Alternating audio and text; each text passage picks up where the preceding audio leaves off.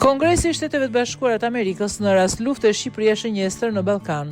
Trump të angazhohet. Administrata Trump po i kërkohet të shtojë angazhimin e saj në Ballkanin Perëndimor. Thirrje kjo që erdhi nga pjesëmarrësit e diskutimeve në Komunitetin për Politikë të Jashtme të Dhomës përfaqësuesve të Shteteve të Bashkuara të Amerikës, të cilët konsiderojnë se kjo lëvizje do të ndihmojë në stabilizimin e rajonit, ku sipas tyre Rusia përmes Serbisë është faktor themelor paqëndrueshmërie.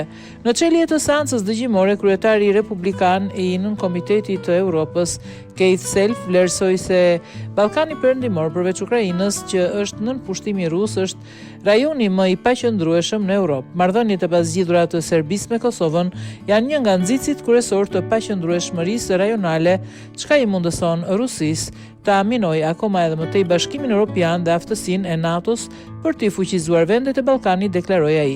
Në rast konflikti, aleatët e NATO-s, Shqipëria, Maqedonia e Veriut dhe Malizi do të jenë drejt për drejt në shenjestër, nënvizoi Self, duke shtuar se një gjë e tillë mund të çojë në aktivizim potencial të nenit 5 të aleancës.